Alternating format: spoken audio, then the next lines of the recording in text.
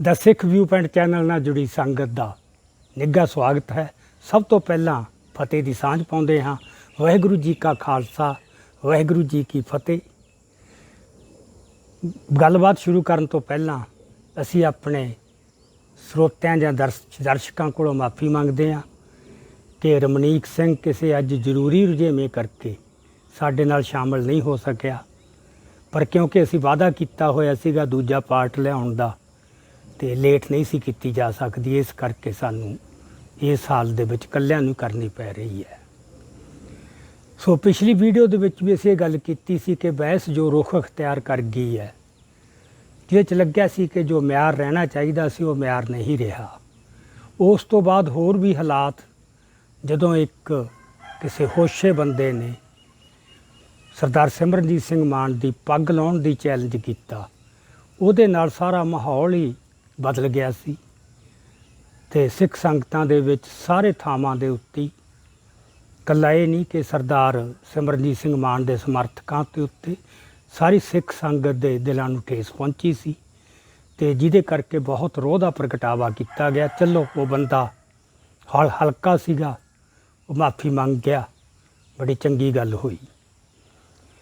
तो हुण असीं जिहड़ी गल करते हैं कि जो ये चल रहा सारा, भावें कि निजी तौर पर मैनूं ये लग रहा है कि ये रुख नहीं सी लेना चाहिए, पर ये जो मैं सारा कुछ सोचा मैनूं ये लगता कि ये जिहड़ी जिम्मेवारी है वो मेनली जिहड़ी शहीद भगत सिंह की उपासक धिर है, खास करके उन्हां दे विच्चों जिहड़े सब तो वध ऑर्गेनाइज्ड ते वोकल है वो हैगे खब्बे पक्षी धिर।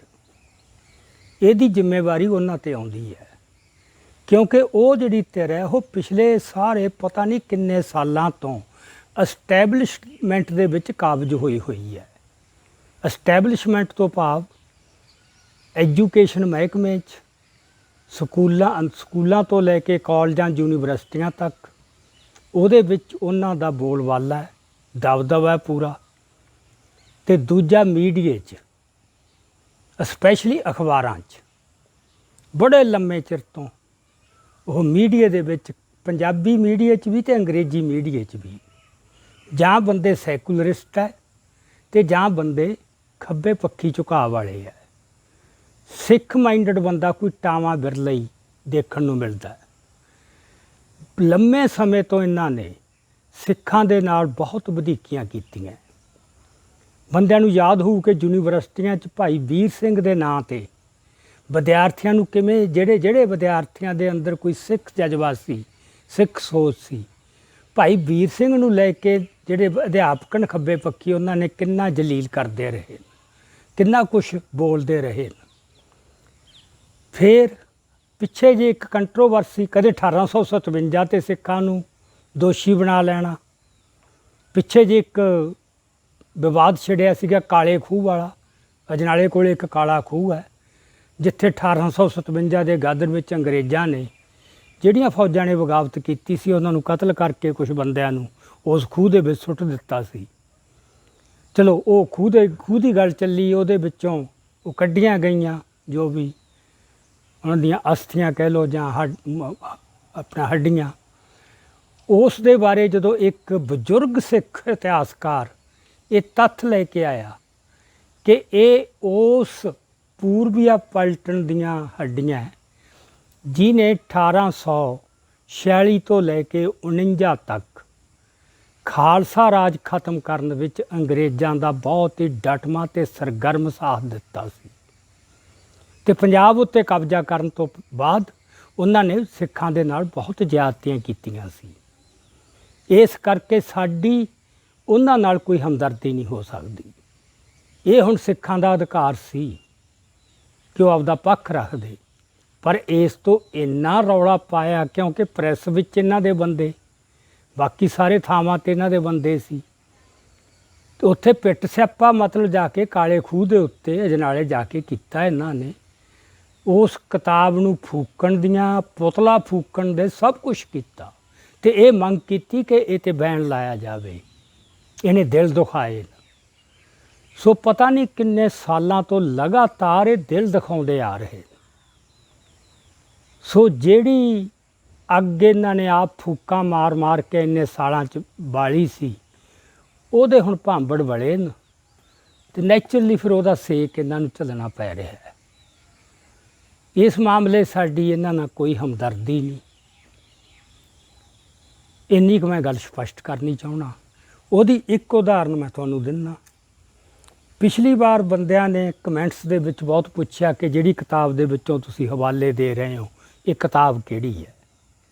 ਉਹ ਕਿਤਾਬ ਹੈਗੀ ਸ਼ਹੀਦ ਭਗਤ ਸਿੰਘ ਅਤੇ ਉਹਨਾਂ ਦੇ ਸਾਥੀਆਂ ਦੀਆਂ ਲਿਖਤਾਂ। ਇਹ ਕਿਤਾਬ ਹੈ, ਇਹ ਚੇਤਨਾ ਪ੍ਰਕਾਸ਼ਨ ਲੁਧਿਆਣਾ, ਪੰਜਾਬੀ ਭਵਨ ਲੁਧਿਆਣਾ ਨੇ ਛਾਪੀ ਹੈ। ਇਹ ਮੇਨਲੀ ਐਡਿਟ ਕੀਤੀ ਹੈ ਪ੍ਰੋਫੈਸਰ ਜਗਮੋਹਨ ਸਿੰਘ, ਜਿਹੜਾ ਭਾਣਜਾ ਹੈ ਸ਼ਹੀਦ ਭਗਤ ਸਿੰਘ ਦਾ। ਉਹ ਟੀਚਰ ਰਿਹਾ, ਸਾਡਾ ਵੀ ਟੀਚਰ ਰਿਹਾ। ਉਸ ਨੇ ਇਹ ਐਡਿਟ ਕੀਤੀ ਹੈ, ਉਹਨੇ ਛਪਵਾਈ ਹੈ।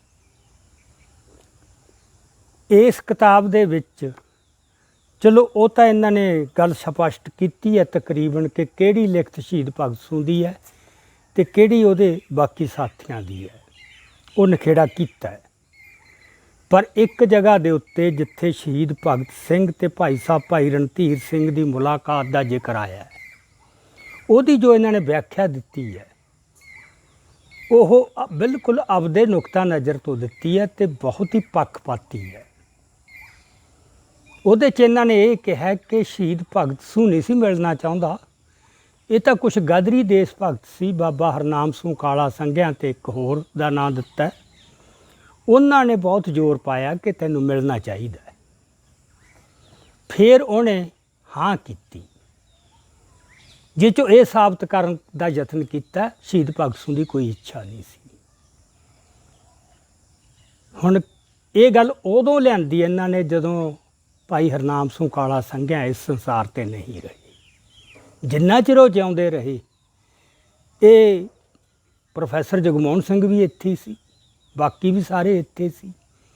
ਇਹ ਤੱਥ ਪਹਿਲਾਂ ਅੱਜ ਤੱਕ ਕਦੇ ਵੀ ਨਹੀਂ ਸੀ ਆਇਆ, ਕਿਉਂਕਿ ਬਾਬੇ ਉਦੋਂ ਜਿਉਂਦੇ ਸੀ ਜਿਹੜੇ ਗਵਾਹ ਸੀ ਇਸ ਗੱਲ ਦੇ। ਇੱਕ ਗੱਲ ਮੈਂ ਆਪ ਦੇ ਵੱਲੋਂ ਵੀ ਕਹਿ ਸਕਦਾ, ਜਿੰਨਾ ਮੈਂ ਪੜ੍ਹਿਆ, ਜਿੰਨਾ ਮੈਂ ਜਾਣਿਆ, ਕਿ ਉਹਦੇ ਮਨ ਦੇ ਵਿੱਚ ਗਦਰੀਆਂ ਪ੍ਰਤੀ ਉਹਨਾਂ ਦੀਆਂ ਕੁਰਬਾਨੀਆਂ, ਉਹਨਾਂ ਨੇ ਜੋ ਦੁੱਖ ਕਸ਼ਟ ਝੱਲੇ, ਉਹਦੇ ਮਨ 'ਚ ਬਹੁਤ ਸ਼ਰਧਾ ਸੀ ਅਤੇ ਉਹਦੀ ਬੜੀ ਤਮੰਨਾ ਸੀ ਭਾਈ ਸਾਹਿਬ ਭਾਈ ਰਣਜੀਤ ਸਿੰਘ ਨਾਲ ਮੁਲਾਕਾਤ ਕਰਨ ਦੀ। ਪਰ ਭਾਈ ਸਾਹਿਬ ਇਨਕਾਰ ਕਰੀ ਜਾ ਰਹੇ ਸੀ ਕਿ ਤੂੰ ਪਤਿਤ ਹੋ ਕੇ ਜਿਹੜਾ ਪਾਪ ਕੀਤਾ, ਸਿੱਖੀ ਤੋਂ ਦੂਰ ਹੋਇਆ, ਵੀ ਮੇਰੀ ਤੈਨੂੰ ਮਿਲਣ 'ਚ ਕੋਈ ਰੁਚੀ ਨਹੀਂ। ਹੁਣ ਤੁਸੀਂ ਦੇਖੋ, ਉਹੀ ਭਾਈ ਸਾਹਿਬ ਭਾਈ ਰਣਧੀਰ ਸਿੰਘ, ਸਰਾਭਾ ਉਹਨਾਂ ਦੇ ਪੁੱਤਾਂ ਵਰਗਾ ਹੈ, ਕਿੰਨੀ ਛੋਟੀ ਉਮਰ ਦਾ ਉਹਨਾਂ ਤੋਂ, ਉਹ ਵੀ ਮੋਨਾ ਸੀ ਉਦੋਂ। ਉਹਨੂੰ ਕਿੰਨੇ ਸਤਿਕਾਰ ਨਾਲ ਵੀਰ ਕਰਤਾਰ ਕਹਿ ਕੇ, ਵੀਰ ਕਰਤਾਰ ਸਿੰਘ, ਉਹਨੂੰ ਕਿਵੇਂ ਓਨ ਕੀਤਾ, ਕਿਵੇਂ ਆਪਣਾ ਬਣਾਇਆ, ਕਿੰਨਾ ਪਿਆਰ ਦਿੱਤਾ ਉਹਨੂੰ, ਜਿਹਦਾ ਮਤਲਬ ਕਿਤੇ ਨਾ ਕਿਤੇ ਸ਼ਹੀਦ ਭਗਤ ਦੇ ਵਿੱਚ ਉਹਨੂੰ ਕੋਈ ਕੱਚਪਣਾ ਲੱਗ ਰਿਹਾ ਸੀ। ਨਹੀਂ, ਉਹਨਾਂ ਨੇ ਇਹ ਰਵੱਈਆ ਧਾਰਨ ਨਹੀਂ ਕਰਨਾ ਸੀ। ਚਲੋ ਆਪਾਂ ਇਸ ਮਾਮਲੇ 'ਚ ਨਾ ਜਾਈਏ। ਇਹ ਐਸਟੈਬਲਿਸ਼ਡ ਫੈਕਟ ਹੈ ਕਿ ਭਾਈ ਆਪਣਾ ਸਰਦਾਰ ਭਗਤ ਸਿੰਘ ਨੇ ਬਹੁਤ ਜ਼ੋਰ ਲਾਇਆ ਕਿ ਮੇਰੀ ਮੁਲਾਕਾਤ ਕਰਵਾਓ। ਇਹ ਗੱਲ ਸਮਝ 'ਚ ਆਉਂਦੀ ਹੈ, ਮਨ 'ਚ ਸਤਿਕਾਰ ਸੀ ਅਤੇ ਮਿਲਣਾ ਚਾਹੁੰਦਾ ਸੀ। ਇਹ ਪਤਾ ਸੀ ਸਾਰਿਆਂ ਨੂੰ ਕਿ ਭਾਈ ਸਾਹਿਬ ਭਾਈ ਰਣਧੀਰ ਸਿੰਘ ਨੇ ਜ਼ਿੰਦਗੀ ਦੇ ਵਿੱਚ, ਜੇਲ੍ਹ ਦੇ ਵਿੱਚ ਕਿੰਨੀ ਜੱਦੋ-ਜਹਿਦ ਕੀਤੀ ਹੈ, ਕਿੰਨੇ ਕਸ਼ਟ ਝੱਲੇ ਅਤੇ ਕਿੰਨਾ ਅਡੋਲ ਰਿਹਾ। ਇਹ ਗਦਰੀ ਬਾਬੇ ਵੀ ਗਵਾਹ ਸੀ, ਸਾਰੇ ਇਹ ਸਾਰੇ ਜਾਣਦੇ ਸੀ। ਸੋ ਇਹਦੀ ਜ਼ੋਰਦਾਰ ਮੰਗ 'ਤੇ ਜਦੋਂ ਫਿਰ ਇਹ ਗੱਲ ਹੋ ਗਈ ਕਿ ਭਾਈ ਰਣਧੀਰ ਸਿੰਘ ਦੀ ਰਿਹਾਈ ਦਾ ਡੇਟ ਆ ਗਈ, ਇਹਦੀ ਉੱਧਰੋਂ ਫਾਂਸੀ ਨੇੜੇ ਆਉਣ ਲੱਗ ਗਈ। ਫਿਰ ਬਾਬਾ ਹਰਨਾਮ ਸਿੰਘ ਕਾਲਾ ਸੰਘਿਆ ਨੇ ਉਹਨਾਂ ਨੂੰ ਕਿਹਾ ਵੀ ਤੁਸੀਂ ਬਾਹਰ ਚਲੇ ਜਾਣਾ ਹੈ, ਇਹਨੇ ਫਾਂਸੀ ਲੱਗ ਜਾਣਾ ਹੈ, ਇਹ ਤਮੰਨਾ ਲੈ ਕੇ ਇਹ ਸੰਸਾਰ ਤੋਂ ਵਿਦਾ ਹੋ, ਤੁਹਾਨੂੰ ਮਿਲਣ ਦੀ ਘੱਟੋ ਘੱਟ ਤੁਸੀਂ ਇਸ ਤਰ੍ਹਾਂ ਨਾ ਕਰੋ। ਭਾਈ ਸਾਹਿਬ ਕੋਈ ਐਡੇ ਨਿਰਦਈ ਤਾਂ ਹੈ ਨਹੀਂ ਸੀ, ਉਹਨਾਂ ਨੇ ਹਾਂ ਕਰਤੀ। ਆ ਇੱਕ ਪਿਛੋਕੜ ਹੈ ਉਸ ਦਾ, ਇਹ ਸਭ ਨੂੰ ਪਤਾ ਹੈ। ਹੁਣ ਇਹ ਪਤਾ ਕੀ ਲੈ ਕੇ ਆਏ ਨੇ ਇਸ ਕਿਤਾਬ ਦੇ ਵਿੱਚ। ਬਾਅਦ 'ਚ ਜਦੋਂ ਬਾਬਾ ਹਰਨਾਮ ਸਿੰਘ ਕਾਲਾ ਸੰਘਿਆ ਅਤੇ ਬਾਕੀ ਕੋਈ ਵੀ ਗਦਰੀ ਬਾਬਾ ਉਹਨਾਂ 'ਚੋਂ ਜਿਉਂਦਾ ਨਹੀਂ ਰਿਹਾ, ਇਹਦੇ 'ਚ ਉਹਨਾਂ ਨੇ ਇਹ ਦਿੱਤਾ ਹੈ ਕਿ ਜਦੋਂ ਇੱਕ ਤਾਂ ਇਹ ਭਗਤ ਸੁਣੀ ਸੀ ਮਿਲਣਾ ਚਾਹੁੰਦਾ, ਉਹ ਮਿਲਣਾ ਚਾਹੁੰਦੇ ਸੀ, ਜਾਂ ਜਿਹੜੇ ਬਾਬੇ ਚਾਹੁੰਦੇ ਸੀ ਵੀ ਤੁਸੀਂ ਮਿਲੋ ਉਹਨਾਂ ਨੂੰ। ਅਤੇ ਭਾਈ ਸਾਹਿਬ ਭਾਈ ਰਣਧੀਰ ਸਿੰਘ ਨੇ ਕਹਿਤਾ ਸੀ ਵੀ ਇਹਨੇ ਕੇਸ ਕਤਲ ਕਰਵਾਏ ਤਾਂ ਮੈਂ ਇਹਨੂੰ ਨਹੀਂ ਮਿਲਣਾ। ਕਹਿੰਦੇ ਉਹਦੇ ਵਿੱਚ ਇਹਨੇ ਫਿਰ ਇੱਕ ਰੁੱਕਾ ਭੇਜਿਆ ਸੀ, ਇੱਕ ਛੋਟੀ ਚਿੱਠੀ ਲਿਖ ਕੇ ਭਾਈ ਸਾਹਿਬ ਭਾਈ ਰਣਧੀਰ ਸਿੰਘ ਨੂੰ, ਉਹ ਇਹਦੇ 'ਚ ਦਿੱਤੀ ਆ ਉਹਨਾਂ ਨੇ। ਉਹ ਚਿੱਠੀ 'ਚ ਉਹਨੇ ਸ਼ਹੀਦ ਭਗਤ ਸਿੰਘ ਨੇ ਇਹ ਕਿਹਾ ਕਿ ਤੁਸੀਂ ਮੇਰੇ, ਅਜੇ ਤਾਂ ਮੈਂ ਵਾਲ ਹੀ ਕਟਾਏ ਨਾ, ਮੈਂ ਤਾਂ ਦੇਸ਼ ਵਾਸਤੇ ਬੰਦ ਕਟਵਾ ਕੇ ਸਿੱਖੀ ਰਵਾਇਤਾਂ ਦੀ ਪਾਲਣਾ ਕਰਨੀ ਹੈ ਜੀ। ਤੁਸੀਂ ਦੇਖੋ ਇਹ ਕਿੱਡੀ ਭੜਕਾਹਟ ਭਰੀ ਅਤੇ ਅਪਮਾਨਜਨਕ ਸਿੱਖੀ ਵਾਸਤੇ ਕਿ ਬਾਲ ਕਤਲ ਕਰਾਉਣ ਨੂੰ ਬੰਦ ਕਟਵਾਉਣ ਦਾ ਨਾਂ ਦੇਣਾ। ਮੈਂ ਇਹ ਦਾਅਵੇ ਨਾਲ ਕਹਿ ਸਕਦਾ ਇਸ ਭਗਤ ਸਿੰਘ ਦੇ ਸ਼ਬਦ ਨਹੀਂ, ਇਹ ਘੜੇ ਗਏ ਨੇ। ਮੇਰੀ ਇੱਕ ਬੜੇ ਵੱਡੇ ਸਿੱਖ ਵਿਦਵਾਨ, ਇਹਨਾਂ ਦੇ ਖੱਬੇ ਪੱਖੀ ਵਿਦਵਾਨ ਨਾਲ ਗੱਲ ਹੋਈ। ਮੈਂ ਕਿਹਾ ਵੀ ਇਹ ਸਾਨੂੰ ਉਹ ਦਿਖਾਓ, ਉਹ ਰੁੱਕਾ ਦਿਖਾਓ, ਉਹਦੀ ਹੱਥ ਲਿਖਤ ਦਿਖਾਓ। ਕਹਿੰਦੇ ਹੱਥ ਲਿਖਤ ਤਾਂ ਹੁਣ ਗੁੰਮ ਹੋ ਗਈ। ਮੈਂ ਕਿਹਾ ਦੱਸਿਆ ਕਿਹਨੇ ਤੁਹਾਨੂੰ ਵੀ ਹੱਥ ਲਿਖਤ ਸੀ? ਕਹਿੰਦੇ ਉਹਦੀ ਮਾਂ ਦੱਸ ਗਈ ਸੀਗੀ ਜਗਮੋਹਨ ਸਿੰਘ ਨੂੰ। ਦੇਖੋ ਕਿੱਡੀ ਗੋਲ ਮੋਲ ਗੱਲ ਹੈ, ਜਿਹਦਾ ਹੁਣ ਤੁਸੀਂ ਕੀ ਕਰ ਲਓਗੇ? ਨਾ ਮਾਂ ਜਿਉਂਦੀ ਹੈ, ਨਾ ਬਾਬੇ ਜਿਉਂਦੇ ਨੇ, ਨਾ ਭਗਤ ਸਿੰਘ ਜਿਉਂਦਾ। ਇਹ ਤਾਂ ਇੱਕ ਉਦਾਹਰਨ ਹੈ। ਮਤਲਬ ਇਹ ਜੇ ਪਤਾ ਨਹੀਂ ਕਿੰਨਾ ਕੁਛ ਕੀਤਾ ਸਿੱਖੀ ਪ੍ਰਤੀ ਚਿੜ 'ਚੋਂ। ਅਤੇ ਜੇ ਹੁਣ ਇਹਦੇ ਜਵਾਬ 'ਚ ਕੁਛ ਸਿੱਖਾਂ ਦੇ ਵਰਗਾਂ ਅੰਦਰ ਸ਼ਹੀਦ ਭਗਤ ਸਿੰਘ ਪ੍ਰਤੀ ਚਿੜ ਪੈਦਾ ਹੋ ਗਈ ਅਤੇ ਉਹ ਚਿੜ ਦੇ ਵਿੱਚੋਂ ਕੁਛ ਗੱਲਾਂ ਕਹਿ ਤੇ ਕਰ ਰਹੇ ਨੇ, ਇਹਦੇ ਜ਼ਿੰਮੇਵਾਰ ਤੁਸੀਂ ਹੋ। ਬਹੁਤ ਚਿਰ ਤੋਂ ਤੁਸੀਂ ਤਪਾ ਰੱਖਿਆ। ਕਿਸਾਨ ਅੰਦੋਲਨ ਦੌਰਾਨ ਦੀਪ ਸਿੱਧੂ ਨਾਲ ਜੋ ਕੀਤਾ ਉਹ ਕੋਈ ਵੀ ਨਹੀਂ ਭੁੱਲ ਸਕਦਾ। ਤੁਹਾਡੇ ਕੋਲੇ ਅਖਬਾਰ ਨੇ, ਤੁਸੀਂ ਖਬਰਾਂ ਆਪਦੇ ਮੁਤਾਬਕ ਲਵਾਈਆਂ।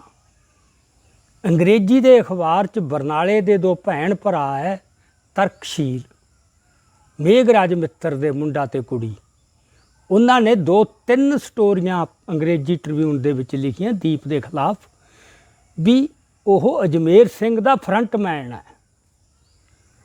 ਮਤਲਬ ਜਿਵੇਂ ਇਹ ਕੋਈ ਬਹੁਤ ਬਦਨਾਮੀ ਵਾਲੀ ਗੱਲ ਹੁੰਦੀ ਹੈ ਨਾ, ਇਸ ਕਰਕੇ ਵੀ ਇਹ ਤਾਂ ਬੰਦਾ ਹੀ ਗਲਤ ਹੈ ਜੀ। ਹੁਣ ਪਹਿਲੀ ਗੱਲ ਤਾਂ ਸਭ ਨੂੰ ਪਤਾ ਕਿ ਦੀਪ ਕਿਸੇ ਦਾ ਫਰੰਟਮੈਨ ਨਹੀਂ ਸੀ। ਦੀਪ ਇੱਕ ਬਹੁਤ ਹੀ ਆਜ਼ਾਦ ਮਾਈਂਡਡ ਬੰਦਾ ਸੀ। ਚਲੋ ਉਹ ਆਪਾਂ ਗੱਲਾਂ ਬਹੁਤ ਵਾਰ ਕਰ ਚੁੱਕੇ। ਮੈਂ ਕਹਿੰਦਾ ਆਹ ਇੱਕ ਇਹਨਾਂ ਦਾ ਸਟਾਈਲ ਹੈ। ਪੰਜਾਬੀ ਟ੍ਰਿਬਿਊਨ ਦੇ ਸੰਪਾਦਕੀ 'ਚ ਜਿਹੜਾ ਕਿਸਾਨ ਅੰਦੋਲਨ 'ਚ ਸ਼ਾਮਲ ਨੌਜਵਾਨ ਵਰਗ ਕਿਸਾਨ ਯੂਨੀਅਨ ਦੇ ਆਗੂਆਂ ਨੂੰ ਦੀ ਆਲੋਚਨਾ ਕਰਦਾ ਸੀ, ਉਹਨਾਂ ਦੇ ਕੁਝ ਫੈਸਲਿਆਂ ਨਾਲ ਅਸਹਿਮਤੀ ਪ੍ਰਗਟਾਉਂਦਾ ਸੀ, 2-3 ਵਾਰ ਸੰਪਾਦਕੀ ਵਿੱਚ ਸ਼ਰਾਰਤੀ ਅਨਸਰ ਲਿਖਿਆ ਉਹਨਾਂ ਨੂੰ। 26 ਜਨਵਰੀ ਨੂੰ ਕੇਸਰੀ ਨਿਸ਼ਾਨ ਚਲਾਉਣ ਵਾਲਿਆਂ ਨੂੰ ਸ਼ਰਾਰਤੀ ਅਨਸਰ ਅਖਬਾਰ ਦੇ ਸੰਪਾਦਕੀ 'ਚ। ਅਤੇ ਅੱਜ ਜੇ ਸਵਰਾਜ ਵੀਰ ਸਿੰਘ ਦਾ ਜਿਹੜਾ ਸੰਪਾਦਕ ਹੈ ਉਹਦਾ ਦਿਲ ਦੁਖਦਾ ਕਿ ਸ਼ਹੀਦ ਭਗਤ ਸਿੰਘ ਬਾਰੇ ਬੜੀਆਂ ਨਰਾਦਰ ਭਰੀਆਂ ਗੱਲਾਂ ਹੋ ਰਹੀਆਂ, ਤਾਂ ਥੋੜ੍ਹਾ ਆਪਦੇ ਅੰਦਰ ਵੀ ਝਾਤ ਮਾਰ ਲੈਣ ਕਿ ਉਹਨਾਂ ਨੇ ਆਪਦੀ ਤਾਕਤ ਅਤੇ ਅਹੁਦੇ ਦੀ ਕਿਵੇਂ ਦੁਰਵਰਤੋਂ ਕੀਤੀ ਹੈ ਅਤੇ ਬੜੇ ਲੰਮੇ ਚਿਰ ਤੋਂ ਇਹ ਕੰਮ ਕੀਤਾ ਹੈ। ਸੋ ਇੰਨੀ ਕੁ ਗੱਲ ਜਿਹੜੀ ਹੈ ਨਾ, ਇਹ ਚੱਲ ਰਹੇ ਬਹਿਸ ਦੇ ਮਿਆਰ ਬਾਰੇ। ਹੁਣ ਅਗਲੀ ਗੱਲ ਜਿਹੜੀ ਮੈਂ ਅਸਲ ਦੇ ਵਿੱਚ ਚਾਹੁੰਦਾ ਸੀ ਕਿ ਗੱਲ ਕੇਂਦਰਿਤ ਹੋਣੀ ਚਾਹੀਦੀ ਹੈ ਸ਼ਹੀਦ ਭਗਤ ਸਿੰਘ ਦੀ ਵਿਚਾਰਧਾਰਾ 'ਤੇ, ਕਿਉਂਕਿ ਵਿਅਕਤੀ ਕੁਛ ਨਹੀਂ ਹੁੰਦਾ, ਵਿਅਕਤੀ ਤਾਂ ਗਿਆ। ਉਹ ਵਿਅਕਤੀ ਨੂੰ ਕਿਵੇਂ ਜਿਉਂਦਾ ਰੱਖ ਰਹੇ ਨੇ, ਉਹਨੂੰ ਇੱਕ ਵਿਚਾਰਧਾਰਾ ਦਾ ਪ੍ਰਤੀਕ ਬਣਾ ਕੇ, ਇੱਕ ਸਿੰਬਲ ਬਣਾ ਕੇ। ਅਤੇ ਸਾਡੀ ਗੱਲ ਫੋਕਸ ਹੋਣੀ ਚਾਹੀਦੀ ਹੈ ਉਸ ਵਿਚਾਰਧਾਰਾ 'ਤੇ। ਉਹਦੇ 'ਚ ਹੁਣ ਇੱਕ ਸਵਾਲ ਖੜ੍ਹਾ ਹੁੰਦਾ ਹੈ ਜਿਹੜਾ ਅਜੇ ਤੱਕ ਇਹ ਸਾਰੀ ਬਹਿਸ ਦੇ ਵਿੱਚ ਨਹੀਂ ਆਇਆ ਕਿ ਆਜ਼ਾਦੀ ਦੀ ਸੰਘਰਸ਼ 'ਚ ਬਹੁਤ ਹੋਰ ਨੌਜਵਾਨ ਜਾਂ ਲੋਕ ਸ਼ਹੀਦ ਹੋਏ ਨੇ। ਉਹਨਾਂ ਸਾਰਿਆਂ ਦੇ ਵਿੱਚੋਂ ਸ਼ਹੀਦ ਇਹ ਇੱਕ ਭਗਤ ਸਿੰਘ ਨੂੰ ਇੰਨਾ ਉਭਾਰ ਕੇ ਉਹ ਥਾਂ ਦੇਣਾ ਸਭ ਤੋਂ ਉੱਪਰ। ਸਾਰਿਆਂ ਨੂੰ ਪਤਾ ਹੈ ਕਿ ਸ਼ਹੀਦੇ ਆਜ਼ਮ ਸ਼ਹੀਦ ਭਗਤ ਸਿੰਘ। ਹੁਣ ਆਜ਼ਮ ਜਿਹੜਾ ਸ਼ਬਦ ਹੈ ਮੇਰੀ ਜਾਣਕਾਰੀ ਮੁਤਾਬਕ ਅਰਬੀ ਦਾ ਸ਼ਬਦ ਹੈ ਜਿਹਦਾ ਮਤਲਬ ਹੈ ਸਰਤਾਜ, ਸ਼ਹੀਦਾਂ ਦਾ ਸਰਤਾਜ, ਸਰਦਾਰ, ਸਭ ਤੋਂ ਉੱਚਾ। ਮੈਂ ਦੁਨੀਆ ਦੀਆਂ ਸਾਰੀਆਂ ਕੌਮਾਂ ਦਾ ਜਿੰਨਾ ਕੁ ਮੈਂ ਜਾਣਦਾ ਇਤਿਹਾਸ, ਦੁਨੀਆ 'ਚ ਕਿਤੇ ਵੀ ਕਿਸੇ ਕੌਮ ਨੇ ਆਪਦੇ ਸ਼ਹੀਦਾਂ ਦੀ ਇਹ ਦਰਜਾਬੰਦੀ ਨਹੀਂ ਕੀਤੀ ਕਿ ਉਹਨਾਂ 'ਚੋਂ ਕਿਸੇ ਇੱਕ ਨੂੰ ਆਪਦਾ ਉਹ ਦੂਜਿਆਂ ਦਾ ਸਰਤਾਜ ਕਹਿਣ। ਇਹ ਸਿੱਖ ਪਰੰਪਰਾ 'ਚ ਸਿਰਫ ਪੰਜਵੇਂ ਪਾਤਸ਼ਾਹ ਨੂੰ ਸ਼ਹੀਦਾਂ ਦਾ ਸਰਤਾਜ ਕਿਹਾ ਗਿਆ ਹੈ। ਉਹਦਾ ਕਾਰਨ ਦੋ ਮੇਰੇ ਸਮਝ 'ਚ ਆਉਂਦੇ ਹੈ।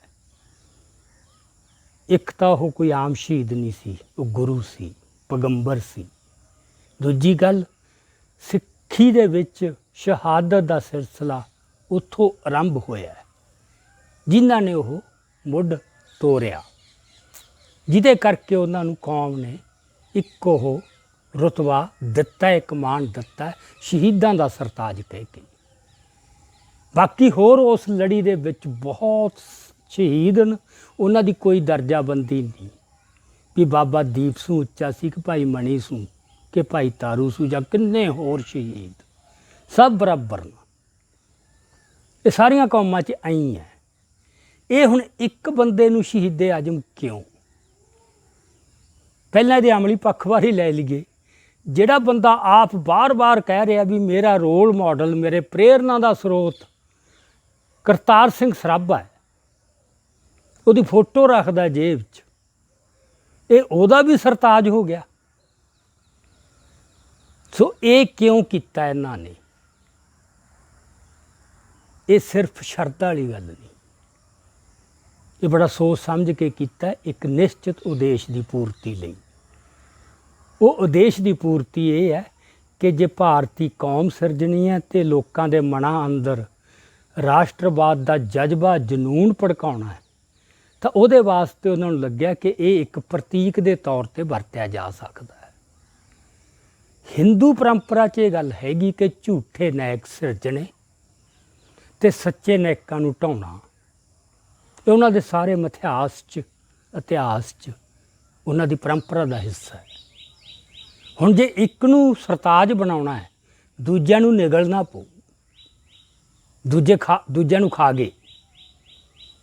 ਬੱਬੂ ਮਾਨ ਨੇ ਪਤਾ ਨਹੀਂ ਉਹ ਕਿਵੇਂ ਲਿਖਿਆ ਗੀਤ, ਪਰ ਉਹਦੇ 'ਚ ਗੱਲ ਬਹੁਤ ਵੱਡੀ ਸੀ। ਭਗਤ ਸਿੰਘ ਆ ਗਿਆ, ਸਰਾਭਾ ਕਿੱਥੇ ਰਹਿ ਗਿਆ? ਮੈਂ ਉਦੋਂ ਇਹ ਕੰਮ ਸ਼ੁਰੂ ਕੀਤਾ ਵੀ ਯਾਰ ਦੇਖੀਏ ਗੱਲ ਕੀ ਹੈ ਇਹ। ਉਦੋਂ ਤੁਹਾਨੂੰ ਤਾਂ ਅਜੇ ਜਿਹੜੇ ਨਵੇਂ ਮੁੰਡੇ ਆ ਉਹਨਾਂ ਨੂੰ ਯਾਦ ਨਹੀਂ, ਇਹ ਕਈ ਸਾਲ ਪੁਰਾਣੀ ਗੱਲ ਹੈ। ਬੱਬੂ ਮਾਨ ਦੇ ਇਸ ਗੀਤ 'ਤੇ ਉਹਦੇ 'ਚ ਲਾਲੇ ਲਾਜਪਤ ਰਾਏ ਬਾਰੇ ਉਹਨੇ ਕੁਛ ਅਪਮਾਨਜਨਕ ਜਿਹੇ ਸ਼ਬਦ ਬੋਲਤੇ ਸੀਗੇ। ਇੱਕ ਹਿਸਾਬ ਨਾਲ ਉਹਦਾ ਮਖੌਲ ਜਿਹਾ ਉਡਾਤਾ ਸੀਗਾ ਗੀਤ ਦੇ ਵਿੱਚ ਹੀ, ਜਿਹਦੇ 'ਚ ਫਿਰ ਉਹਦੇ ਖਿਲਾਫ ਜੋ ਮੁਹਿੰਮ ਚੱਲੀ ਉਹਨੂੰ ਮਾਫੀ ਮੰਗਣੀ ਪਈ ਸੀਗੀ। ਪ੍ਰਿੰਸੀਪਲ ਸਰਬਣ ਸਿੰਘ ਨੇ ਬੜਾ ਲਿਖਿਆ, ਕਹਿੰਦਾ ਢੁੱਡੀਕਿਆਂ ਦੇ ਲੋਕ ਔਖੇ ਆ। ਹੁਣ ਸੰਤ ਜਰਨੈਲ ਸਿੰਘ ਭਿੰਡਰਾਂ ਵਾਲਿਆਂ ਬਾਰੇ ਕਿੰਨਾ ਭੰਡੀ ਪ੍ਰਚਾਰ ਕੀਤਾ, ਉਹਨਾਂ ਦੇ ਜਿਉਂਦੇ ਜੀ ਵੀ ਅਤੇ ਉਹਨਾਂ ਦੇ ਸ਼ਹੀਦ ਹੋਣ ਤੋਂ ਬਾਅਦ ਵੀ। ਅਤੇ ਇਹ ਢੁੱਡੀਕਿਆਂ ਦੇ ਲੋਕ ਕੋਈ ਵੱਖਰੇ ਹੋ ਗਏ ਅਤੇ ਰੋਡਿਆਂ ਦੇ ਲੋਕ ਵੱਖਰੇ ਹੋ ਗਏ। ਇਹ ਕਹਿੰਦੇ ਸਾਡੀਆਂ ਭਾਵਨਾਵਾਂ ਨੂੰ ਸੱਟ ਵੱਜਦੀ ਹੈ। ਜਦੋਂ ਤੁਸੀਂ ਇੰਨਾ ਚਿਰ ਸਿੱਖਾਂ ਦੀਆਂ ਭਾਵਨਾਵਾਂ ਨੂੰ ਗਿਣ ਮਿੱਥ ਕੇ ਬਾਰ-ਬਾਰ ਸੱਟਾਂ ਮਾਰੀ ਗਏ, ਜਿਹਦਾ ਮਤਲਬ ਸਿੱਖ ਭਾਵਨਾਵਾਂ ਐਵੇਂ ਹੀ ਹੈ, ਉਹਦੇ ਨਾਲ ਜੋ ਮਰਜ਼ੀ ਜਿਵੇਂ ਮਰਜ਼ੀ ਖੇਡ ਲਓ, ਅਤੇ ਭਾਵਨਾਵਾਂ ਬਸ ਸਾਡੀਆਂ ਹੀ ਹੈ, ਬਹੁ ਗਿਣਤੀ ਦੀਆਂ ਹੁੰਦੀਆਂ, ਘੱਟ ਗਿਣਤੀ ਦੀਆਂ ਕਿਹੜੀਆਂ ਭਾਵਨਾਵਾਂ ਹੁੰਦੀਆਂ। ਇਹ ਐਟੀਚਿਊਡ ਹੈ ਜਿਹੜਾ ਉੱਚ ਜਾਤੀ ਹਿੰਦੂ ਹੈ, ਸਵਰਨ ਜਾਤੀ ਹਿੰਦੂ, ਉਹਦਾ ਦਲਿਤਾਂ ਪ੍ਰਤੀ ਵੀ ਐਟੀਚਿਊਡ ਇਹੀ ਹੈ, ਅਤੇ ਬਾਕੀ ਘੱਟ ਗਿਣਤੀਆਂ ਪ੍ਰਤੀ ਵੀ ਐਟੀਚਿਊਡ ਹੈ। ਉਹਨਾਂ ਦੇ ਨਾਇਕ ਅਤੇ ਉਹਨਾਂ ਦੀਆਂ ਭਾਵਨਾਵਾਂ ਦੇ ਇਹਨਾਂ ਵਾਸਤੇ ਕੋਈ ਕਦਰ ਨਹੀਂ, ਕੋਈ ਅਹਿਮੀਅਤ ਨਹੀਂ, ਉਹਦੇ ਨਾਲ ਜੋ ਮਰਜ਼ੀ ਕਰ ਲੈਣ, ਖਿਲਵਾੜ ਕਰ ਲੈਣ। ਸੋ ਹੁਣ ਇਹਨਾਂ ਨੂੰ ਇਹ ਪਤਾ ਲੱਗ ਗਿਆ, ਪਤਾ ਲੱਗ ਜਾਣਾ ਚਾਹੀਦਾ ਹੈ ਕਿ ਹੁਣ ਹਵਾ ਦਾ ਰੁਖ ਬਦਲ ਚੁੱਕਿਆ ਹੈ। ਕੌਮ ਦੇ ਵਿੱਚ ਨਵੀਂ ਚੇਤਨਾ ਅਤੇ ਨਵੀਂ ਜਾਗਰੂਕਤਾ ਆ ਗਈ ਹੈ, ਅਤੇ ਇਹ ਕਿਸਾਨ ਅੰਦੋਲਨ ਦੌਰਾਨ ਪ੍ਰਗਟ ਹੋ ਗਈ ਤੇ ਉਦੋਂ ਬਾਅਦ ਸਗੋਂ ਲਗਾਤਾਰ ਮਜ਼ਬੂਤ ਤੇ ਪੱਕੇ ਪੈਰੀ ਹੁੰਦੀ ਜਾ ਰਹੀ ਹੈ। ਹੁਣ ਸਿੱਖ ਇਹ ਸਹਿਣ ਨਹੀਂ ਕਰਨਗੇ। ਸੋ ਇਹ ਹੁਣ ਹੌਲੀ ਹੌਲੀ ਨਤਾਰਾ ਹੋ ਜਾਊਗਾ। ਸੋ ਇਸ ਗੱਲ ਦੇ ਉੱਤੇ ਕਿ ਇਹਨੂੰ ਸ਼ਹੀਦੇ ਆਜ਼ਮ ਕਹਿਣਾ ਅਮਲੀ ਪੱਖ ਤੋਂ ਵੀ ਹੋਰ ਛੱਡੋ, ਤੁਸੀਂ ਇਹ ਸਰਾਬੇ ਦਾ ਸਰਦਾਰ ਕਿਵੇਂ ਹੋ ਗਿਆ, ਸਿਧਾਂਤਕ ਤੌਰ ਤੇ ਵੀ ਇਹਦੀ ਕੀ ਵਾਜਬੀਅਤ ਬਣਦੀ ਹੈ। ਇਹ ਅਸੀਂ ਕਹਿੰਦੇ ਹਾਂ ਵੀ ਜੇ ਦਮ ਹੈ ਖੱਬੇ ਪੱਖੀ ਵਿਦਵਾਨਾਂ 'ਚ, ਇਸ ਮਸਲੇ ਦੇ ਉੱਤੇ ਲਿਖਣ ਬੋਲਣ, ਸਾਡੇ ਨਾਲ ਬਹਿਸ ਕਰਨ, ਪਰ ਇਹ ਬਹਿਸ ਨਹੀਂ ਕਰਨਗੇ। ਇਹ ਕੇਸਲ ਵੱਟ ਜਾਂਦੇ ਆ, ਜਿਹੜਾ ਕਿ ਇਮਾਨਦਾਰੀ ਨਹੀਂ। ਜੇ ਤੁਹਾਨੂੰ ਠੀਕ ਲੱਗਦਾ ਤੁਹਾਨੂੰ ਡਿਫੈਂਡ ਕਰੋ ਤੇ ਨਹੀਂ ਛੱਡੋ, ਨਾ ਛੱਡਣਾ। ਆਮ ਆਦਮੀ ਪਾਰਟੀ ਵਾਲੇ ਵੀ ਢੀਠਾਂ ਨੂੰ ਸ਼ਹੀਦੇ ਆਜ਼ਮ ਲਿਖਣਗੇ, ਨਹੀਂ ਹਟਣਾ ਉਹਨਾਂ ਨੇ, ਤੇ ਇਹ ਵੀ ਲਿਖਣਗੇ। ਸੋ ਸ਼ਹੀਦ ਭਗਤ ਸਿੰਘ ਦੀ ਗਲੋਰੀਫਿਕੇਸ਼ਨ ਜਿਹੜੀ ਇੰਨੀ ਹੋਈ ਹੈ, ਉਹਦਾ ਕਾਰਨ ਇੱਕ ਤਾਂ ਇਹ ਹੈ ਕਿ ਇਸ ਸਿੰਬਲ ਨੂੰ ਉਹਨਾਂ ਨੇ ਵਰਤਣਾ ਸੀ, ਤੇ ਜੇ ਕੋਈ ਸਿੱਖਾਂ 'ਚੋਂ ਸਿੰਬਲ ਮਿਲਦਾ ਹੈ ਤਾਂ ਇਹ ਤਾਂ ਸੋਨੇ ਤੇ ਸੁਹਾਗੇ ਵਰਗੀ ਗੱਲ ਹੈ ਵੀ ਨਾਲ ਸਿੱਖਾਂ ਨੂੰ ਵੀ ਵਿੱਚ ਲਪੇਟ ਲਓ। ਸਿੱਖੀ ਨੂੰ ਵੀ ਢਾਹ ਲਾਉਣ ਦਾ ਇਹ ਇੱਕ ਸਾਧਨ ਬਣ ਗਿਆ, ਤਾਂ ਇਹ ਚਿੜ ਪੈਦਾ ਹੋਈ ਹੈ ਤੇ ਹੋ ਰਹੀ ਹੈ। ਜਿੰਨਾ ਚਿਰ ਇਹ ਸਿਲਸਿਲਾ ਚੱਲੂ ਇਹ ਗੱਲ ਨਹੀਂ ਰੁਕਣੀ। ਇੰਨੀ ਕੁ ਗੱਲ ਮੈਨੂੰ ਸਮਝ ਪਈ ਹੈ ਜੋ ਚੱਲ ਰਹੀ ਕੰਟਰੋਵਰਸੀ ਦੀ ਹੈ। ਹੁਣ ਤੁਸੀਂ ਦੇਖੋ, ਇਹ ਗਿਣ ਮਿੱਥ ਕੇ ਜਿਹੜੀ ਫੋਟੋ ਲਾਉਂਦੇ ਆ ਉਹ ਆਹ ਲਾਉਂਦੇ ਆ ਟੋਪੀ ਵਾਲੀ। ਜਿੰਨੇ ਕੈਲੰਡਰ ਛਾਪਦੇ ਨੇ ਉਹਦੇ 'ਚ ਟੋਪੀ ਵਾਲੀਆਂ ਫੋਟੋਆਂ। ਜ਼ਿੰਦਗੀ 'ਚ ਉਹਨੇ ਕਿੰਨੀ ਕੁ ਵਾਰ ਇਹ ਟੋਪੀ ਉਹਨੇ ਉਹ ਸਿਰਫ ਲਾਹੌਰ 'ਚੋਂ ਨਿਕਲਣ ਵਾਸਤੇ ਪਹਿਨੀ ਸੀ ਇੱਕ ਦਿਨ, ਤੇ ਉਹ ਜ਼ਿੰਦਗੀ 'ਚ ਕਿੰਨੇ ਇੱਕ ਦਿਨ ਇਸ ਸਰੂਪ 'ਚ ਰਿਹਾ। ਸਾਂਡਰਸ ਦੇ ਕਤਲ ਤੋਂ ਲੈ ਕੇ ਜੇਲ੍ਹ ਜਾਣ ਤੱਕ। ਬਸ ਪਹਿਲਾਂ ਉਹ ਸਾਰੀ ਜਿਹੜੀ ਉਹਦੀ ਸਾਰੀ ਪਛਾਣ ਹੈ ਉਹ ਪੱਗ ਵਾਲੇ ਸ਼ਹੀਦ ਭਗਤ ਸਿੰਘ ਦੀ ਹੈ। ਸੋ ਇਹ ਕਰਦੇ ਨੇ, ਗਿਣ ਮਿੱਥ ਕੇ ਇਸ ਤਰ੍ਹਾਂ ਦੀਆਂ ਗੱਲਾਂ ਕਰਦੇ ਨੇ। ਸੋ ਇਹ ਇੱਕ ਤਾਂ ਇਸ ਗੱਲ ਦਾ ਇਹ ਜਵਾਬ ਦੇਣ। ਮੈਨੂੰ ਲੱਗਦਾ ਇਹਦੇ ਵਿੱਚ ਇੱਕ ਤਾਂ ਕਾਰਨ ਜਿਹੜਾ ਮੈਂ ਦੱਸਤਾ ਕਿ ਉਹ ਹਿੰਦੂ ਪਰੰਪਰਾ 'ਚ ਇਹ ਹੈ ਹੀ ਝੂਠੇ ਨਾਇਕ ਸਿਰਜਣੇ ਆਪਦੇ ਕਿਸੇ ਉਦੇਸ਼ ਦੀ ਪੂਰਤੀ ਵਾਸਤੇ। ਦੂਜਾ, ਇਹਦੇ 'ਚ ਇੱਕ ਆਰੀਆ ਸਮਾਜੀ ਐਂਗਲ ਹੈਗਾ ਹੈ। ਮੈਂ ਜਦੋਂ ਇਹ ਪੜ੍ਹਦੇ ਦੇਖਿਆ ਕਿ ਜਦੋਂ ਕਰਤਾਰ ਸਿੰਘ ਸਰਾਭਾ ਤੇ ਉਹਨਾਂ ਦੇ ਸਾਥੀ ਜਾਂ ਗਾਦਰੀ ਬਾਬੇ ਸ਼ਹੀਦ ਹੋਏ, ਫਾਂਸੀਆਂ ਦਿੱਤੀਆਂ, ਇਹ ਤਾਂ 3 ਬੰਦਿਆਂ ਨੂੰ ਦਿੱਤੀਆਂ, ਉੱਥੇ ਤਾਂ ਗਿਣਤੀ ਨਹੀਂ ਕੋਈ। ਕਿੰਨਿਆਂ ਨੂੰ ਗੋਲੀਆਂ ਮਾਰ ਕੇ ਉਡਾਇਆ ਡਿਗਸ਼ਈ, ਮਤਲਬ ਗੋਲੀ ਨਾਲ ਮਾਰਨ ਦੇ ਸਜ਼ਾਵਾਂ ਦਿੱਤੀਆਂ ਲਾਈਨਾਂ 'ਚ ਖੜਾ ਕੇ। ਉਹ ਕਿਤਾਬ ਦੇ ਵਿੱਚ ਸਾਰਾ ਜ਼ਿਕਰ ਹੈ, ਗਾਦਰੀ ਬਾਬੇ ਕੌਣ ਸਨ, ਪੂਰੀਆਂ ਲਿਸਟਾਂ ਦਿੱਤੀਆਂ ਹੋਈਆਂ ਕਿੰਨੇ ਸ਼ਹੀਦ ਹੋਏ। ਉਹਦੀ ਖਬਰਾਂ ਦੇਖੋ ਉਸ ਮੌਕੇ ਦੇ ਉੱਤੇ। ਇਹ ਟ੍ਰਿਬਿਊਨ ਅਖਬਾਰ 'ਚ, ਜਿਹੜਾ ਆਰੀਆ ਸਮਾਜੀਆਂ ਦਾ ਅਖਬਾਰ ਸੀ, ਅਣਸਰਦੇ ਨੂੰ 2-4 ਲਾਈਨਾਂ ਬਸ। ਜਿੱਦਾਂ ਸ਼ਹੀਦ ਭਗਤ ਸਿੰਘ ਗ੍ਰਿਫਤਾਰ ਹੁੰਦਾ ਹੈ, ਜੇਲ੍ਹ 'ਚ ਜਾਂਦਾ, ਮੁਕੱਦਮਾ ਚੱਲਦਾ, ਤੇ ਇਹਦੀ ਫਾਂਸੀ ਤੱਕ ਉਹਦੀ ਕਵਰੇਜ ਦਾ ਮੁਕਾਬਲਾ ਕਰੋ। ਹੁਣ ਕਾਰਨ ਇਹ ਹੈ ਕਿ ਆਰੀਆ ਸਮਾਜੀ ਕਾਂਗਰਸ 'ਤੇ ਵੀ ਕਾਬਜ਼ ਸੀ ਤੇ ਪ੍ਰੈਸ ਤੇ ਮੀਡੀਆ 'ਚ ਵੀ ਕਾਬਜ਼ ਸੀ। ਸੋ ਨੈਚੁਰਲੀ ਉਹਨਾਂ ਕੋਲ ਤਾਕਤ ਸੀ, ਉਹਨਾਂ ਨੇ ਆਪਦੀ ਉਸ ਤਾਕਤ ਦੇ ਜ਼ੋਰ ਨਾਲ ਇਹਨੂੰ ਉਭਾਰ ਲਿਆ, ਦੂਜਿਆਂ ਨੂੰ ਪਿੱਛੇ ਸੁੱਟਤਾ। ਸੋ ਸ਼ਹੀਦਾਂ ਦੇ ਮਾਮਲੇ 'ਚ ਜੋ ਇਹ ਉਪੱਦਰ ਕੀਤਾ ਇੰਨਾ ਚਿਰ, ਉਹਦੇ ਕਰਕੇ ਇੱਕ ਚਿੜ ਪੈਦਾ ਹੋ ਰਹੀ ਹੈ। ਹੋਰ ਮਤਲਬ ਕੋਈ ਇਹੀ ਜਿਹੀ ਗੱਲ ਨਹੀਂ। ਉਹਦੇ 'ਚ ਫਿਰ ਕੁਛ ਗੱਲਾਂ ਵੱਧਵੀਆਂ ਕਹੀਆਂ ਜਾਂਦੀਆਂ ਨੇ। ਸੋ ਇਹ ਗੱਲਾਂ ਨੇ ਜਿਹੜੀਆਂ ਕੁਛ ਸਿਧਾਂਤਕ। ਹੁਣ ਜਿਹੜੀ ਰਾਸ਼ਟਰਵਾਦ ਵਾਲੀ ਗੱਲ ਹੈ, ਉਹ ਤੇ ਮਤਲਬ ਹੁਣ ਬਹਿਸ ਵੀ ਨਹੀਂ ਕਰਦੇ। ਇਹ ਬਸ ਸ਼ਹੀਦ ਭਗਤ ਸਿੰਘ ਨੂੰ ਮੂਹਰੇ ਕਰ ਲੈਂਦੇ ਨੇ ਵੀ ਜਿਵੇਂ ਉਹਨੂੰ ਅੱਗੇ ਲਾ ਕੇ ਉਹਦੇ ਪ੍ਰਤੀ ਇੱਕ ਫੋਕੀ ਜੀ ਸ਼ਰਧਾ ਬਣਾ ਕੇ ਤੇ ਅਸੀਂ ਇਹਨਾਂ ਨੂੰ ਇਸ ਗੱਲ ਦੇ ਹਮਲੇ ਦਾ ਜਵਾਬ ਦੇ ਦਿਆਂਗੇ। ਇਸ ਤਰ੍ਹਾਂ ਹੁਣ ਨਹੀਂ ਚੱਲਣਾ। ਤੁਸੀਂ ਭਗਤ ਸਿੰਘ ਦਾ ਵੀ ਨੁਕਸਾਨ ਕਰਵਾਓਗੇ, ਕਰਵਾਈ ਜਾਂਦੇ ਹੋ। ਜੇ ਦਮ ਹੈ ਤਾਂ ਉਸ ਬਹਿਸ ਦੇ ਵਿੱਚ ਆਓ ਕਿ ਉਹ ਬਹਿਸ ਕੀ ਹੈ, ਰਾਸ਼ਟਰਵਾਦ ਕੀ ਹੈ, ਭਾਰਤ ਵਿੱਚ ਇਹ ਕਿਵੇਂ ਆਇਆ, ਇਹਦਾ ਸਾਰਾ ਰੋਲ ਕੀ ਹੈ ਤੇ ਅੱਜ ਇਹਦਾ ਰੋਲ ਕੀ ਹੈ। ਸੋ ਇਹ ਨੇਸ਼ਨ ਸਟੇਟ ਜਿਹੜੀ ਬਣੀ ਹੈ, ਜਿਹਨੇ ਇੱਥੇ ਇੰਨੇ ਜ਼ੁਲਮ ਕੀਤੇ ਨੇ ਖੁਦ ਖੱਬੇ ਪੱਖੀਆਂ ਦੇ ਕਿੱਸਿਆਂ ਤੇ ਜਿਹੜੇ ਲੜ ਰਹੇ ਨੇ। ਰਾਮ ਗਊਆਂ ਨੂੰ ਇਹਨਾਂ ਨੇ ਕੁਛ ਨਹੀਂ ਕਹਿਣਾ, ਉਹ ਤੁਰੇ ਫਿਰਨ ਝੋਲੇ ਚੁੱਕ ਕੇ ਧਰਨੇ ਲਾਈ ਜਾਣ, ਇਨਕਲਾਬ ਜਿੰਦਾਬਾਦ ਦੇ ਨਾਅਰੇ ਲਾਈ ਜਾਣ, ਸ਼ਹੀਦ ਭਗਤ ਸਿੰਘ ਵਾਲੀਆਂ ਪੱਗਾਂ ਬੰਨੀ ਜਾਣ, ਮੋਟਰਸਾਈਕਲ ਮਾਰਚ ਕਰ ਲੈਣ। ਉਹ ਸਭ ਡਰਾਮੇ ਉਹਨਾਂ ਨੂੰ, ਉਹ ਸਗੋਂ ਖੁਸ਼ ਹਨ। ਉਹਨਾਂ ਨੂੰ ਇਹ ਵੀ ਇਹ ਤਾਂ ਇਹ ਤਮਾਸ਼ਾ ਜਿਹਾ ਕਰਕੇ ਬਹਿ ਜਾਣ, ਬਸ ਠੀਕ ਹੈ, ਵਧੀਆ। ਜਿਹੜਾ ਇਹ ਲੱਗਦਾ ਕਿ ਇਹ ਤੋਂ ਪ੍ਰੇਰਨਾ, ਮੈਂ ਪਿਛਲੀ ਵਾਰ ਵੀ ਗੱਲ ਕੀਤੀ ਸੀ, ਜਿਹੜੇ ਤੋਂ ਪ੍ਰੇਰਨਾ ਲੈ ਕੇ ਬਗਾਵਤ ਦਾ ਰਾਹ ਅਖਤਿਆਰ ਕਰਨਗੇ ਸਟੇਟ ਦੇ ਖਿਲਾਫ ਲੜਨ ਦਾ, ਉਹਨਾਂ ਨੂੰ ਉਹ ਮਾਫ ਨਹੀਂ ਕਰਨਗੇ। ਇਹ ਐਟੀਟਿਊਡ ਸਟੇਟ ਦਾ ਆ ਰਿਹਾ ਹੈ। ਸੋ ਇੰਨੀ ਕੁ ਮੈਂ ਗੱਲ ਜਿਹੜੀ ਸੀਗੀ, ਇਹ ਸਾਰੀ ਬਹਿਸ ਨੂੰ ਕਿਵੇਂ ਦੇਖਣਾ। ਬਾਕੀ ਕੁਛ ਸਰੋਤਿਆਂ ਨੇ, ਸਿੱਖ ਵਿਊ ਪੁਆਇੰਟ ਚੈਨਲ ਦੇਖ ਰਹੇ ਸੰਗਤ ਦੇ ਵਿੱਚੋਂ ਬਹੁਤ ਸਾਰਿਆਂ ਨੇ ਮੰਗ ਕੀਤੀ ਹੈ ਕਿ ਸਾਨੂੰ ਕਿਤਾਬਾਂ ਦੱਸੋ। ਉਹ ਅਸੀਂ ਆਉਣ ਵਾਲੇ 1-2 ਦਿਨਾਂ 'ਚ ਆਪਣੇ ਪੇਜ ਦੇ ਉੱਤੇ ਕਿਤਾਬਾਂ ਦੇ ਨਾਂ ਪਾ ਦਿਆਂਗੇ। ਜੇ ਭਾਰਤ ਅੰਦਰ ਜਿਹੜੀ ਇੰਡੀਅਨਨੈਸ ਦਾ ਅਤੇ ਇੰਡੀਅਨ ਨੈਸ਼ਨਲਿਜ਼ਮ ਦਾ ਇਹ ਵਿਚਾਰ ਕਿਵੇਂ ਪੁੰਗਰਿਆ, ਕਿਵੇਂ ਪ੍ਰਫੁੱਲਤ ਹੋਇਆ ਅਤੇ ਇਹਨੇ ਕੀ ਰੋਲ ਪਲੇ ਕੀਤਾ ਆਜ਼ਾਦੀ ਦੇ ਸੰਘਰਸ਼ ਦੌਰਾਨ, ਇਹਨੇ ਮੁਸਲਮਾਨਾਂ ਨੂੰ ਕਿਵੇਂ ਧੱਕਿਆ, ਬਾਬਾ ਸਾਹਿਬ ਅੰਬੇਦਕਰ ਨੂੰ ਕਿਵੇਂ ਮਤਲਬ ਗੁੱਠੇ ਲੈਣ ਲਾਇਆ, ਕਿਵੇਂ ਬਲੈਕਮੇਲ ਕਰਕੇ ਪੂਨਾ ਪੈਕਟ ਕੀਤਾ। ਇਹ ਸਾਰਾ ਕੁਛ ਪੈਰੀ ਐਂਡਰਸਨ ਦੀ ਇੱਕ ਕਿਤਾਬ ਹੈ, ਇੰਡੀਅਨ ਆਈਡੀਆਲੋਜੀ। ਜਿਹੜੇ ਬੰਦੇ ਅੰਗਰੇਜ਼ੀ ਸਮਝ ਸਕਦੇ ਨੇ, ਮੈਂ ਉਹ ਸਟਰੋਂਗਲੀ ਰਿਕਮੈਂਡ ਕਰੂੰ। ਉਹ ਕਿਤਾਬ ਪੂਰੀਆਂ ਅੱਖਾਂ ਖੋਲ੍ਹ ਦਿੰਦੀ ਹੈ। ਪੈਰੀ ਐਂਡਰਸਨ, ਉਹਨੇ ਬਹੁਤ ਖੋਜ ਕਰਕੇ ਹਵਾਲੇ ਦੇ ਦੇ ਕੇ ਉਹਦੇ ਵਿੱਚ ਉਹਨੇ ਇਹ ਸਾਰੀ ਗੱਲ ਸਥਾਪਿਤ ਕੀਤੀ ਹੈ।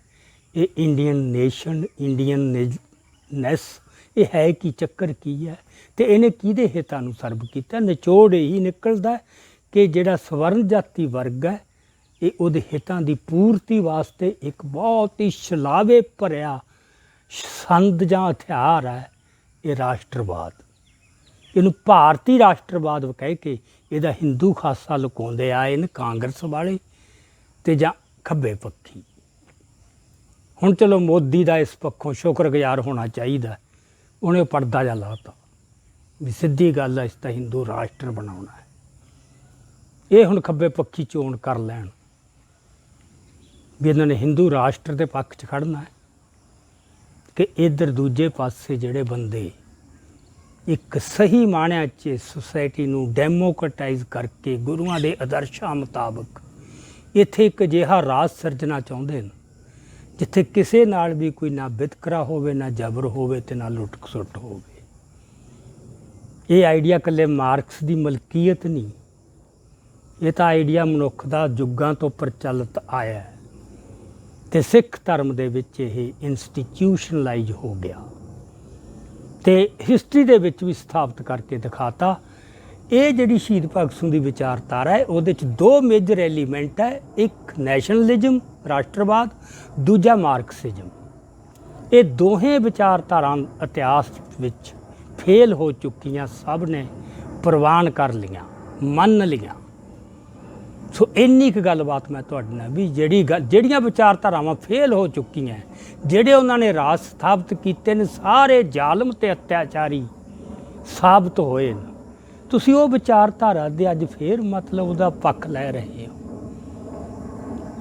ਜੇ ਤੁਸੀਂ ਮਤਲਬ ਵਾਕਈ ਇਨਸਾਫ ਪਸੰਦ ਰਾਜ ਸਿਰਜਣਾ ਚਾਹੁੰਦੇ ਹੋ, ਇਹ ਤਾਂ ਕਾਰਲ ਮਾਰਕਸ ਨੇ ਕਿਹਾ ਸੀ ਵੀ ਜਿਹੜੀ ਕਸੌਟੀ ਹੈ ਕਿਸੇ ਸਿਧਾਂਤ ਦੀ ਜਾਂ ਵਿਚਾਰ ਦੀ, ਉਹ ਪ੍ਰੈਕਟਿਸ ਹੈ। ਜਿਹੜੀ ਚੀਜ਼ ਪ੍ਰੈਕਟਿਸ ਨੇ ਰੱਦ ਕਰਤੀ, ਉਹ ਸਿਧਾਂਤ ਖਤਮ ਹੈ, ਉਹ ਸਿਧਾਂਤ ਗਲਤ ਹੈ। ਰਾਸ਼ਟਰਵਾਦ ਅਤੇ ਮਾਰਕਸਵਾਦ ਦੋਵੇਂ ਰੱਦ ਹੋ ਚੁੱਕੇ ਨੇ ਇਤਿਹਾਸਕ ਤੌਰ 'ਤੇ। ਉਹਨਾਂ ਨੂੰ ਮੁੜ ਕੇ ਲਿਸ਼ਕਾ ਕੇ ਕੋਈ ਖੜਾ ਕਰਨ ਦਾ ਯਤਨ ਕਰੂ, ਉਹ 'ਚ ਕਾਮਯਾਬੀ ਨਹੀਂ ਹੋਣੀ। ਦੂਜੇ ਪਾਸੇ ਸਿੱਖਾਂ ਦੇ ਜਿਹੜਾ ਹੈਗਾ, ਸਿੱਖਾਂ ਦਾ ਜੋ ਗੁਰੂ ਗ੍ਰੰਥ ਸਾਹਿਬ ਦੇ ਵਿੱਚ ਇੱਕ ਆਦਰਸ਼ਕ ਰਾਜ ਦੇ ਜੋ ਸੰਕੇਤ ਪਏ ਨੇ, ਉਹ ਸਾਕਾਰ ਹੋਏ ਨੇ ਮਹਾਰਾਜਾ ਰਣਜੀਤ ਸਿੰਘ ਦੇ ਰਾਜ 'ਚ, ਅਤੇ ਜਿਹਨੂੰ ਸਾਰੀ ਦੁਨੀਆ ਨੇ ਮੰਨ ਲਿਆ। ਜਦੋਂ ਕਿ ਤੁਹਾਡੇ ਕੋਲ ਇੱਕ ਵੀ ਕਿਤੇ ਕੋਈ ਪੋਜੀਟਿਵ ਇਹੀ ਜਿਹੀ ਉਦਾਹਰਨ ਨਹੀਂ। ਸੋ ਇੰਨੀਆਂ ਕੁ ਵਿਚਾਰਾਂ ਸੀ। ਅਤੇ ਫਿਰ ਮੇਰੀ ਨੌਜਵਾਨਾਂ ਨੂੰ ਇਹ ਬੇਨਤੀ ਹੈ ਕਿ ਬਹਿਸ ਨੂੰ ਪੂਰੀ ਗੰਭੀਰ ਸੁਰ ਰੱਖੋ ਉਹਦੀ, ਅਤੇ ਇਹਨਾਂ ਮੁੱਦਿਆਂ 'ਤੇ ਕੇਂਦਰਿਤ ਰੱਖੋ। ਸਮਾਂ ਬਹੁਤ ਭੈੜਾ ਆ ਰਿਹਾ, ਮੈਂ ਬਹੁਤ ਵਾਰ ਰਿਪੀਟ ਕਰ ਚੁੱਕਿਆ, ਬਹੁਤੀ ਦੂਰ ਨਹੀਂ। ਬੰਦਿਆਂ ਦੀ ਫੇਰ ਪਰਖ ਹੋਣੀ ਹੈ, ਜੰਗ ਦਾ ਮਾਹੌਲ ਫੇਰ ਬਣ ਰਿਹਾ ਹੈ, ਸਲਤਨਤਾਂ ਟੁੱਟਣਗੀਆਂ, ਨਵੇਂ ਰਾਜ ਹੋਂਦ 'ਚ ਆਉਣਗੇ। ਉਹ ਜੰਗ 'ਚ ਕੌਣ ਕਿੱਧਰ ਖੜਦਾ ਇਹ ਗੱਲ ਬਹੁਤ ਅਹਿਮ ਹੈ। ਗਾਦਰੀ ਬਾਬਿਆਂ 'ਤੇ ਕਈ ਵਾਰ ਨਾ ਗਾਦਰੀ ਯੋਧਿਆਂ ਦੇ ਉੱਤੇ ਇਲਜ਼ਾਮ ਲਾਉਂਦੇ ਨੇ ਵੀ ਉਹਨਾਂ ਨੂੰ ਪਤਾ ਹੀ ਨਹੀਂ ਸੀ, ਉਹੀ ਉੱਥੋਂ ਉੱਠ ਕੇ ਆ ਗਏ ਵੀ ਇੰਨੇ ਕੁ ਬੰਦੇ ਕੀ ਕਰ ਸਕਦੇ ਨੇ। ਇਸ ਤਰ੍ਹਾਂ ਨਹੀਂ ਸੀ ਗੱਲ। ਉਹਨਾਂ ਨੇ ਇਦੋਂ ਪਹਿਲਾਂ ਇੱਕ ਡੈਲੀਗੇਸ਼ਨ, ਇੱਕ ਵਫਦ ਭੇਜਿਆ ਸੀ ਭਾਰਤ ਦੇ ਵਿੱਚ ਰਾਜਸੀ ਰਾਉਂ ਦਾ ਪਤਾ ਲੈਣ ਵਾਸਤੇ, ਭਾਈ ਬਲਵੰਤ ਸਿੰਘ ਖੁਰਦਪੁਰ ਦੀ ਅਗਵਾਈ ਹੇਠ। ਉਸ ਵਫਦ ਨੇ ਇੱਥੇ ਵੱਖ-ਵੱਖ ਵਰਗਾਂ ਨੂੰ ਮਿਲਿਆ, ਆਗੂਆਂ ਨੂੰ ਮਿਲਿਆ। ਲਾਹੌਰ ਦੇ ਬਰੈਡਲੇ ਹਾਲ 'ਚ ਇੱਕ ਬਹੁਤ ਵੱਡਾ ਇਕੱਠ ਹੋਇਆ ਸੀ। ਤੁਸੀਂ ਇਹ ਦੇਖ ਲਓ ਵੀ ਉਸ ਇਕੱਠ 'ਚ ਸਾਰੇ ਧਰਮਾਂ ਦਾ ਜਿਹੜਾ ਸ੍ਰੇਸ਼ਟ ਵਰਗ ਹੈ, ਧਾਰਮਿਕ ਤੋਂ ਲੈ ਕੇ ਰਾਜਸੀ ਅਤੇ ਵਿਦਵਾਨਾਂ ਤੱਕ, ਉਹ ਸਾਰੇ ਸ਼ਾਮਿਲ ਸੀ। ਬਰੈਡਲੇ ਹਾਲ ਦੇ ਵਿੱਚ ਹੋਇਆ ਸੀ ਲਾਹੌਰ 'ਚ, ਜਿੱਥੇ ਭਾਈ ਬਲਵੰਤ ਸਿੰਘ ਖੁਰਦਪੁਰ ਬੋਲਿਆ ਸੀ। ਉਹਦਾ ਭਰਵਾਂ ਸਵਾਗਤ ਹੋਇਆ ਸੀ ਅਤੇ ਹਿੱਕ ਠੋਕ ਕੇ ਕਿਹਾ ਸੀ ਅਸੀਂ ਤੁਹਾਡੀ ਮਦਦ ਕਰਾਂਗੇ। ਉਹ ਤਾਂ ਇਸ ਆਸ ਨਾਲ ਆਏ ਸੀ ਕਿ ਸਾਰੇ ਕਹਿ ਰਹੇ ਨੇ ਵੀ ਠੀਕ ਹੈ, ਇਹ ਇਸ ਰਾਜ ਤੋਂ ਦੁਖੀ ਹੈ, ਗੁਲਾਮੀ ਤੋਂ, ਉਹ ਸਾਡਾ ਸਾਥ ਦੇਣਗੇ। ਇਹ ਤਾਂ ਬਾਬਾ ਸੋਹਣ ਸਿੰਘ ਭਾਕਨਾ ਨੇ ਇੰਨੇ ਦੁਖੀ ਹਿਰਦੇ ਨਾਲ ਲਿਖਿਆ, ਕਹਿੰਦਾ ਬੜੇ ਨੁਕਸ ਛਾਂਟੇ ਜਾ ਰਹੇ ਨੇ ਵੀ ਫਲਾਨਾ ਕਾਰਨ ਬਣਿਆ ਇਹਨਾਂ ਦੀ ਹਾਰ ਦਾ। ਉਹ ਕਹਿੰਦਾ ਇੱਕੋ ਕਾਰਨ ਬਣਿਆ, ਕੌਮੀ ਆਗੂਆਂ ਦੀ ਗਦਾਰੀ। ਜਿੱਦੇ ਜੰਗ ਛਿੜਪੀ ਸਾਰੇ ਇੱਕ ਇੱਕ ਕਰਕੇ ਸਿੱਖਾਂ ਦੇ ਕੁਛ ਕੁ ਹਿੱਸਿਆਂ ਨੂੰ ਛੱਡ ਕੇ, ਕੁਛ ਸਿੱਖ ਜਿਹੜੇ ਸੀਗੇ ਰਈਸ, ਉਹ ਫਿਰ ਵੀ ਗਦਰੀ ਬਾਬਿਆਂ ਨਾਲ ਰਹੇ। ਹੋਰ ਬਾਕੀ ਸਾਰੇ ਮੁਸਲਮਾਨ ਕੀ ਹਿੰਦੂ ਕੀ ਜਿੰਨਾ ਅਲੀਟ ਸੀ, ਗਾਂਧੀ ਤੋਂ ਲੈ ਕੇ ਤਿਲਕ ਤੋਂ ਲੈ ਕੇ ਲਾਜਪਤ ਰਾਏ, ਮਤਲਬ ਕਿਸੇ ਦਾ ਨਾਂ ਲੈ ਲਓ, ਸਾਰੇ ਬੇਸ਼ਰਮੀ ਨਾਲ ਅੰਗਰੇਜ਼ਾਂ ਨਾਲ ਜਾ ਖੜੇ। ਉਹ ਕਹਿੰਦਾ ਆਹ ਗਦਾਰੀ ਨੇ ਸਾਨੂੰ ਮਰਵਾਇਆ ਹੈ। ਸੋ ਉਹੀ ਨਤਾਰਾ ਜੰਗ ਹੋਣ ਵੇਲੇ ਫੇਰ ਹੋਣਾ ਹੈ। ਇਹ ਚੇਤੇ 'ਚ ਰੱਖਿਓ, ਜੋ ਗਦਰੀ ਬਾਬਿਆਂ ਨਾਲ ਹੋਈ ਸੀ, ਇਹ ਫੇਰ ਹੋਣੀ ਹੈ ਲੜਾਕੂ ਯੋਧਿਆਂ ਨਾਲ। ਪਤਾ ਨਹੀਂ ਉਹਦੇ 'ਚ ਕੌਣ ਕੌਣ ਸ਼ਾਮਲ ਹੋਊ, ਇਹ ਨਿਗਾਹ ਰੱਖਿਓ ਜੋ ਪਾਰਲੀਮੈਂਟ ਦੇ ਵਿੱਚ ਬਹਿਸਾਂ ਹੋਣਗੀਆਂ। ਸੋ ਇੰਨੀਆਂ ਕੁ ਮੈਂ ਤੁਹਾਡੇ ਨਾਲ ਅੱਜ ਵਿਚਾਰਾਂ ਕਰਨੀਆਂ ਸੀਗੀਆਂ। ਬਾਕੀ ਆਪਾਂ ਆਉਣ ਵਾਲੀਆਂ ਵੀਡੀਓ ਦੇ ਵਿੱਚ ਲਗਾਤਾਰ ਜਿੰਨਾ ਚਿਰ ਮੌਕਾ ਮਿਲਦਾ ਰਿਹਾ, ਇਹ ਪਤਾ ਨਹੀਂ ਮੌਕਾ ਕਿੰਨਾ ਕੁ ਚਿਰ ਮਿਲਣਾ, ਅਤੇ ਆਪਾਂ ਉਸ ਗੱਲਾਂ ਕਰਦੇ ਰਹਾਂਗੇ ਲਗਾਤਾਰ, ਅਤੇ ਗੱਲਾਂ ਨੂੰ ਜਾਣਨ ਦੀ ਕੋਸ਼ਿਸ਼ ਕਰਦੇ ਰਹਾਂਗੇ। ਸੋ ਚੜ੍ਹਦੀ ਕਲਾ 'ਚ ਰਹੋ, ਕੋਈ ਗੱਲ ਨਹੀਂ। ਹਮੇਸ਼ਾ ਇਹ ਆਸ ਰੱਖ ਕੇ ਚੱਲੋ ਕਿ ਜੋ ਕੁਛ ਹੋ ਰਿਹਾ ਵਾਹਿਗੁਰੂ ਦੇ ਭਾਣੇ 'ਚ ਹੋ ਰਿਹਾ, ਅਤੇ ਇਹ ਪੰਥ ਸੱਜ ਹੈ, ਅਕਾਲ ਪੁਰਖ ਨੇ ਆਪ ਉਹਨੂੰ ਫਿਕਰ ਹੈ ਇਹਦਾ, ਇਹਦਾ ਕੋਈ ਕੁਛ ਨਹੀਂ ਵਿਗਾੜ ਸਕਦਾ। ਪਰ ਸਾਡੇ 'ਤੇ ਕੁਛ ਫਰਜ਼ ਆਉਂਦੇ, ਉਹ ਭਾਣੇ 'ਚ ਉਹ ਵੀ ਸ਼ਾਮਲ ਹੈ। ਭਾਣਾ ਇਹ ਨਹੀਂ ਕਿ ਅਸੀਂ ਜੋ ਮਰਜ਼ੀ ਕਰੀ ਚੱਲੀਏ। ਜੇ ਅਸੀਂ ਗੁਰੂ ਪ੍ਰਤੀ ਜਵਾਬ ਦੇ ਹਾਂ ਨਾ, ਤਾਂ ਸਾਡੇ 'ਤੇ ਵੀ ਕੁਛ ਫਰਜ਼, ਉਹ ਫਰਜ਼ ਵੀ ਪਛਾਣੋ, ਫਿਰ ਕੋਈ ਤਾਕਤ ਦੁਨੀਆ ਦੀ ਹਰਾ ਨਹੀਂ ਸਕੂਗੀ। ਸੋ ਇੰਨੀਆਂ ਵਿਚਾਰਾਂ ਪ੍ਰਵਾਨ ਕਰਿਓ। ਬਾਕੀ ਅਗਲੀਆਂ ਵੀਡੀਓਜ਼ ਦੇ ਵਿੱਚ ਫਤਿਹ ਬੁਲਾਈਏ। ਵਾਹਿਗੁਰੂ ਜੀ ਕਾ ਖਾਲਸਾ, ਵਾਹਿਗੁਰੂ ਜੀ ਕੀ ਫਤਿਹ।